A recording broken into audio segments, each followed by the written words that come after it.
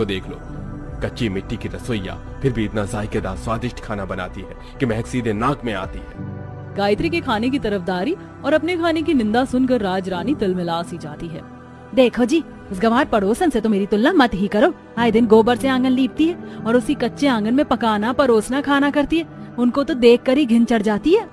मगर माँ, गायत्री आंटी की कच्ची मिट्टी वाली रसोई में कुछ भी पकता है तो कितनी दमदार खुशबू आती है। इतना ही बढ़िया खाना पकाती है तो जाकर उसकी रसोई में से ही क्यों नहीं खा लेते?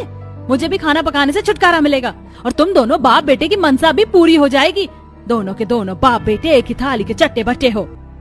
राजरानी को गुस्से में भड़कता हुआ देखकर हर्ष ठंडा होकर कहता है, रहने दे बेटा, तेरी माँ को समझाना भैंस के आगे बीन बजाने जैसा है। बनाएगी ये निबटने वाला ही खाना।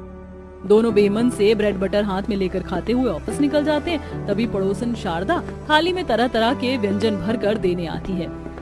ये लो राजरानी बहन, आज मेरी बहू की बहुभात करवाई थी तो उसका खाना लाई हूँ। वैसे ठाट तो तुम्हारे ही है शारदा बहन, जब से बहू वाली हुई हो बहू के हाथ का पका पकाया खाने को मिल जाता है। अरे बहन, अगर मैं अपनी बहू की तरफदारी अपने मुंह से करूं तो अपने मुंह मियां मिट्टू होने वाली बात हो जाएगी। लेकिन मेरी गांव वाली बहू बहुत ही स्वादिष्ट बढ़िया बढ़िया खाना बनाती। मैं तो तुम्हें भी यही राय दूंगी कि तुम भी बहू गांव से चुनकर ले आना। वो गांव की लड़की कामकाजी और मीठे आचरण की होती है, वरना शहर की लड़कियों से तो बस भर भर के मेकअप करवा लो और टेढ़ा मेढ़ा मुंह बनवा कर सेल्फी खिंचवा